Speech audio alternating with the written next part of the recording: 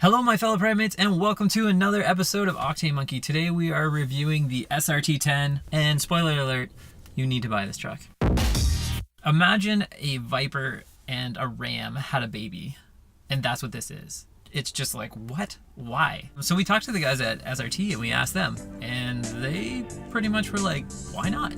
What initially led us to decide on a V10 Viper engine in the truck came around as an idea from Pete Gladys, who was the manager of the powertrain group at the time, asking, why don't we try something like this? So we thought, let's give it a shot and see what happens.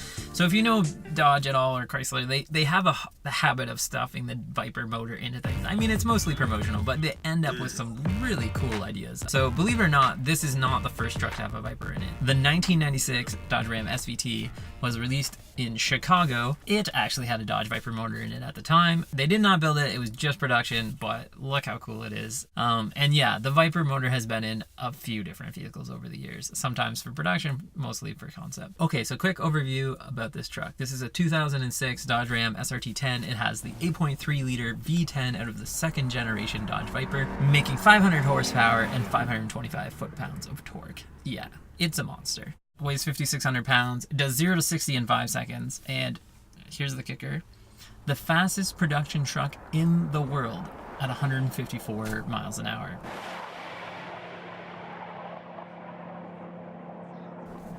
What? Yeah, it is. If you're wondering how they did it, it starts with the 8.3 liter V10 monster engine making 500 horsepower. Obviously, horsepower is the key. This thing is running on Bilstein suspension. It's got a heavy duty. It's lowered a couple inches. It's more aerodynamic, which is actually not completely wrong. The spoiler on the back makes a huge difference in the wind tunnel. A pickup truck bed is not a aerodynamic shape by any means. However, adding a spoiler makes a difference. And because of that, it can reach 154 miles an hour.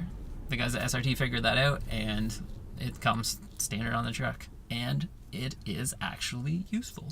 It's not just for looks. Another thing this truck has is the massive hood scoop in the front to suck all the air in. The Viper motor gets hotter than the regular Dodge Ram 1500 or 2500 motor. Surprise! I don't know why. And the scoop is actually set farther back in the hood to direct air down in behind it and into around the headers where it actually gets really hot and putting a big hole in the hood was the way to go. Another really interesting thing about the truck is the hood is super light. If you lift up a Dodge Ram hood versus this hood, I don't know if it's plastic. I don't think it's carbon fiber. It might just be aluminum, but it's significantly lighter than you expect.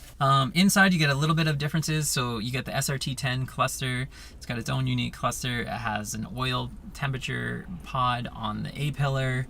It comes with a 500 watt stereo. Seems okay. Realistically, if you buy this truck, the thing you want to listen to is the sound. This thing sounds like a Viper. If you close your eyes and watch this thing rolling down the road, you see a Viper. When you open your eyes, you're like, oh, whoa, what's that? But when you close your eyes, Viper. Open your eyes, truck. Anyway, it sounds amazing. It really does. It's super incredible. Other interior details, probably the biggest differences are the seats. It has these SRT-10 seats with bolstering. They're two-tone. They're very comfortable, very nice. They're made to hold you in place. I can say that they do. I'm not the typical American. If I had another 100 pounds on me, then this would work. They're a little bit more comfy than the regular Viper seats. Interestingly enough though, most of the people who bought these trucks were actually Viper owners at the time. I think there's something about being able to drive your Viper to the track with pulling it with your Dodge Ram Viper SRT-10. Like that's super cool. And I mean, if you blow a motor at the track, technically you have a spare one there if you need to get back out on the road. I don't know how long it would take to pull the engine, but there's a decent amount of space in this engine bay. And the Viper's got a very good access too, so it's probably not as crazy as you think. There's one other carryover from the Viper. It's got the engine start stop button, or I should say the engine start button. You stop it with the key like old school, because this is, again, 2006. It's the same start button out of the Viper, so it's the real deal. Goes right to the Viper motor. As for driving this one, we cannot drive it. It is out of gas. There's excuses. Talk to this John guy. He said I can't drive it. I don't know. This is John. John owns the truck. He doesn't want anyone to drive it. That's the reason why you can't see it, internet. It's his fault. Yeah, so there you go. You email John and you say, John, why you should buy this truck. These have depreciated a lot. These are, you can find them in the high teens now, with cleaner examples going for more. There's not a lot of them. They're relatively rare. They will hold their value, I think, going forward. They're probably not quite at the bottom of the depreciation curve, but they're definitely getting there. The cool thing is you can find them in reasonably good shape. You know, being that it's kind of a special truck, there was more of them taken care of and sort of treated well and put away, and not necessarily just thrashed in regular truck-like fashion. So finding a clean SRT-10 might be easier than you think. There's not a ton of them out there, but they're not all just destroyed, and you can find lower mileage examples. They built this truck from 2004 to 2006, so a 3-year run. They built 9,957 of them. In 2006, I think there was about $3,000 of them. This isn't the best generation because there's a few little mods, so go for the latest model if you can. This particular, the quad cab, they made, I think quad cabs was just under 4,000 that were made, so trying to grab one of those. I think they're going to be worth more in the long run versus the manuals, which they did make, 6,000, so there's a bit more of them. Truck weighs 5,600 pounds. This is the quad cab. And there's also a regular cab that weighs 5,100 pounds. So if you're really into weight savings, you want to get that regular cab. The other big differences are the transmissions. The quad cab comes with automatic. The regular cab is manual. I do believe it comes in automatic as well.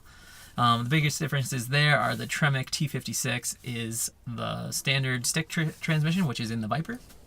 And the automatic is based on the 4.8 RE, I believe, which is the Dodge Ram 2500 transmission. It's modified a little bit to handle the power, but otherwise it's basically the same. And why you should care is because you need to buy this truck, and if you're going to buy this truck, you want to buy the automatic. Now, I know it's sacrilegious. I don't like 2 pedals either. 3 pedals is definitely the way to go. But the Tremec T56 does not tow. It's like 500 pounds or something like that. It has no tow rating. So, whereas the automatic has a 7,500 pound tow rating. So just bear with me here. It's not a very good sports car because it's fat and heavy. It's like 5,100 pounds. But it's a good truck, an amazing truck, super fun, just crazy. So if you want a truck that can't truck, then buy the manual. And if you want a sports car that is good at sports carring, just buy a Viper. But if you want a truck that is fast, like a Viper, but still a truck that you can do things with, buy the automatic. I know that's super complicated. Basically, if you want a fast truck that can truck, buy the automatic. If you want a fast vehicle that can corner and go fast and is a sports car, buy a Viper. Don't buy the in-between thing. Anyway, that's my buying advice. That's me. You do whatever. It's you, your money, you do you. Anyway, those are my thoughts. Thanks for watching to the end of the video. If you like this, go watch 2 more. I feel like you need to watch 3 videos of any YouTube channel to sort of get a feel for it. Go watch 3 more videos. If you still like it, hit that like and subscribe, and I'll see you in the next one. Did you know you can get Octane Monkey gear at octanemonkey.com? That's right, we got shirts, hats, stickers, even car parts. If you like this video, hit that like button. And if you want to see more, hit that subscribe button.